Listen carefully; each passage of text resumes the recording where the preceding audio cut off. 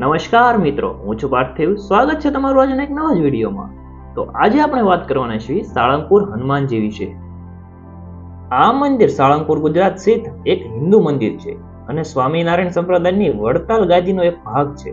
તે કષ્ટભંજન દેવના રૂપમાં હનુમાનના સૌથી પ્રખ્યાત હિન્દુ મંદિરોમાંનું એક છે, જે ભગવાન શિવના રુદ્ર અવતાર હતા અને ભગવાન રામને મદદ કરવા બદલે ત્રેતાયુગમાં અવતાર લીધો હતો. તે કષ્ટભંજન સ્વરૂપે હનુમાનને સમર્પિત છે. અહીંયા કેવી રીતે આવી શકાય? જો તમે પ્લેન દ્વારા આવવા માંગો છો તો સૌથી નજીકનું એરપોર્ટ ભાવનગર છે. સાળંગપુરથી ભાવનગરનું અંતર 85 કિલોમીટર છે. ત્યારબાદ અમદાવાદ ઇન્ટરનેશનલ એરપોર્ટ છે, જેનું અંતર 150 કિલોમીટર છે. જો તમે ટ્રેન દ્વારા આવવા માંગતા હો તો 16 કિલોમીટર દૂર સાળંગપુર રોડ રેલવે સ્ટેશન આવેલું છે અને સાળંગપુરથી 13 કિલોમીટર દૂર બોટાદ જંકશન આવેલું છે. રોડ દ્વારા આવો છો તો અમદાવાદથી 140 કિલોમીટર દૂર, ભાવનગરથી 82 કિલોમીટર દૂર, રાજકોટથી 142 કિલોમીટર દૂર અને બોટાદથી માત્ર 12 કિલોમીટર દૂર થાય છે. આ મંદિર સનાતન ધર્મમાં અગ્રણી મંદિરોમાંનું એક છે. હનુમાનની મૂર્તિ ગોપાલાનંદ સ્વામી દ્વારા સ્થાપિત કરવામાં આવી હતી. લેખક રેમન્ડ વિલિયમ્સના જણાવ્યા મુજબ અહેવાલ છે કે જ્યારે ગોપાલાનંદ સ્વામીએ હનુમાનજીની મૂર્તિ સ્થાપિત કરી ત્યારે તેમણે તેને સળિયાથી સ્પર્શ કર્યો અને મૂર્તિ જીવિત થઈ અને ખસેડી. આ વાર્તા મંદિરમાં કરવામાં આવતી ઉપચાર વિધિ માટે ચાર્ટર બની ગઈ છે. અહીં હનુમાનની મૂર્તિ હેન્ડલબાર મૂછો સાથેના એક મજબૂત આકૃતિ છે, જેમાં શનિદેવ તેમના પગની નીચે તેમના સ્ત્રીલિંગ સ્વરૂપમાં છે અને તેમના દાંત કાઢે છે. ફળોવાળા વાનર સેવકોથી ભરેલા શિલ્પવાળા પર્ણ સમૂહ વચ્ચે ઊભા છે. એકંદરે મંદિર જીર્ણોદ્ધાર હિન્દુ સમાજો અને સંગઠનો દ્વારા ઘણી વખત કરવામાં આવ્યું છે, જે પાછળથી સ્વામિનારાયણ સંપ્રદાય હેઠળ ગણવામાં આવ્યું હતું. 1899માં વડતાલના કોઠારી ગોવર્ધન દાસે ગોપાલાનંદ સ્વામીને મંદિરની બાબતોનું સંચાલન કરવા માટે નિયુક્ત કર્યા.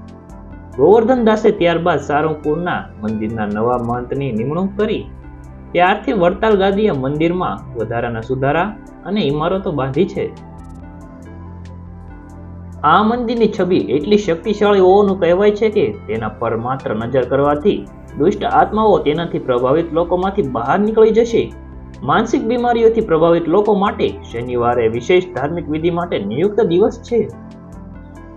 દંતકથા અનુસાર સ્વામિનારાયણ ભગવાન આ ગામમાં બહુ રહેતા હતા. એ સમયે ગામ ધણી જીવા ખાચર હતા અને તેમના દીકરા ભાગા ખાચર હતા. 3 વર્ષે આ ગામમાં દુષ્કાળ પડ્યો અને કોઈક સંતનો ગામના લોકોથી અપરાધ થઈ ગયો હતો. 3 વર્ષ વરસાદ ન પડ્યો. સંતો બહુ દયાળુ હોય, ગામમાં ભક્તો તો બહુ હતા. 18 વર્ષના લોકો અહીં સ્વામિનારાયણને માનતા હતા. પછી એવું બન્યું કે બાજુમાં બોટાદ શહેરમાં ગોપાલાનંદ સ્વામી આવ્યા. વાઘા ખાચર સ્વામીના પાક્કા સેવક હતા. વાઘા ખાચર ગામના 5-10 આગેવાનોને લઈ બોટાદ ગયા. બોટાદ જઈ સ્વામીના ચરણમાં માથું મૂકીને ખૂબ રડ્યા. સ્વામીએ પૂછ્યું કે વાઘા કેમ રડે છે? ત્યારે વાઘા ખાચરે કહ્યું કે ગુરુ, બે દુષ્કાળ પડ્યા, વરસાદ પડતો નથી અને સંતો આવતા નથી. રડતા રડતા વાઘા ખાચરે એટલું કહ્યું કે સ્વામી, અમે ભૂખ્યા રહી શકીએ પરંતુ સાધુ વગર ન રહી શકીએ. અમારા ગામમાં કૃપા કરીને તમે પધારો. ભગવાન હતા ત્યારે સંતો બહુ આવતા, હવે સંતો કોઈ આવતું નથી, અમે બહુ દુઃખી છીએ. ગોપાલાનંદ સ્વામીએ વાઘા ખાચરની પીઠ પર થાપો મારીને કહ્યું કે જા વાઘા, હું તારી પાછળ આવું છું. એ સમયે બોટાદમાં કાનો કડિયો હતો. એ કડિયો અને 5 સંતોને લઈ ગોપાલાનંદ સ્વામી સાળંગપુરમાં આવ્યા. વિક્રમ સંવત 1904માં સ્વામી અહીં આવ્યા. આખા ગામ ફરતે સ્વામીએ પ્રદક્ષિણા કરી.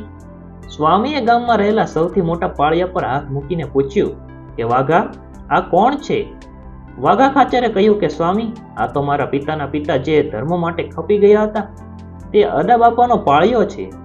ત્યારે સ્વામીએ કહ્યું કે વાઘા, આને અમે હનુમાનજી બનાવી દઈએ અને દુનિયા આખી પૂજે તેવું કરી દઈએ તો તને કાંઈ વાંધો છે? વાઘા ખાચરે સ્વામીના ચરણોમાં પડી કહ્યું કે કૃપા કરો, આનાથી એમનું પણ મોક્ષ થશે અને અમારા ગામનું પણ ભલું થશે. પછી અહીં રહેલા દરબારગઢમાં એ પથ્થર લાવ્યા. પછી ગોપાલાનંદ સ્વામીએ કાના કડિયાને કહ્યું કે કાના, હનુમાનજીની સરસ મૂર્તિ બનાવ. કાનો કડિયો સ્વામીને કહે કે સ્વામી, હું તો દિવાલો બનાવનાર માણસ છું, શિલ્પી નથી. મને મૂર્તિ બનાવતા ન આવડે. સ્વામીએ કાનાને પાસે બોલાવી 2 હાથથી માથું પકડી કહ્યું કે જા, તારાથી મૂર્તિ સરસ થશે. સ્વામીએ કાગળ પર દોરીને કાનાને કહ્યું કે લે આવી મૂર્તિ કરજે. પછી ગોપાલાનંદ સ્વામી કહેતા ગયા કે મૂર્તિ તૈયાર થાય એટલે અમને સંદેશો મોકલાવજો, અમે આવીશું. 5.5 મહિના મૂર્તિનું કામ ચાલ્યું. પછી સ્વામીને સમાચાર મોકલાવ્યા. એ જમાનામાં સ્વામી 200 સાધુ અને 25 વિદ્વાન બ્રાહ્મણોને લઈને અહીં આવ્યા હતા. ગોપાળાનંદ સ્વામીએ બહુ મોટો યજ્ઞ કરાવી 1905માં આસોવદી પાંચમના દિવસે ધામધૂમથી હનુમાનજી મહારાજની સ્થાપના કરી. એ સમયે કેશવદાસજી સ્વામી હતા. એમને સમાધિ કરાવી અક્ષરધામમાં મોકલ્યા.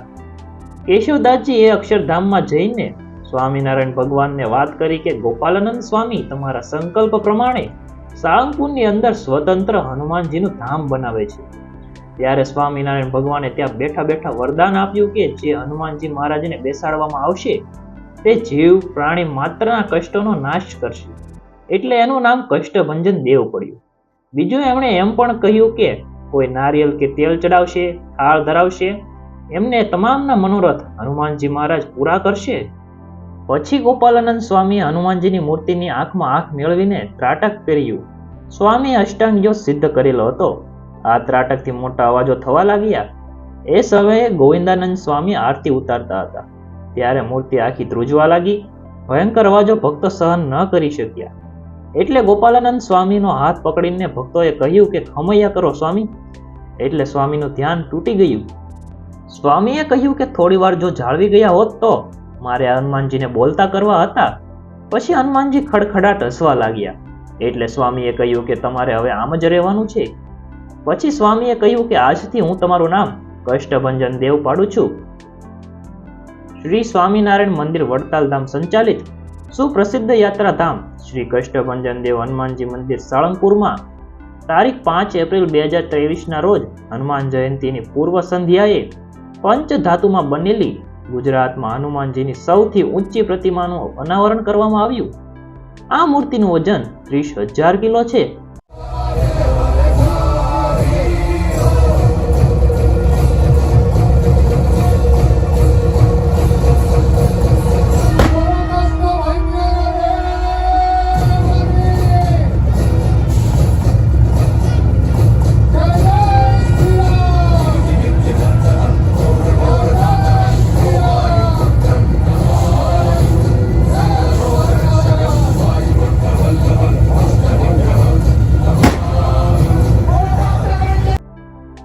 શ્રી કષ્ટભંજન દેવ ભોજનશાળા 7 વીઘા જેટલી વિશાળ જમીન પર 3,25,000 સ્ક્વેર ફીટ બાંધકામ ધરાવતું ગુજરાતનું સૌથી મોટું ભોજનાલય સાળંગપુર ધામમાં આવેલું શ્રી કષ્ટભંજન દેવ ભોજનાલય છે.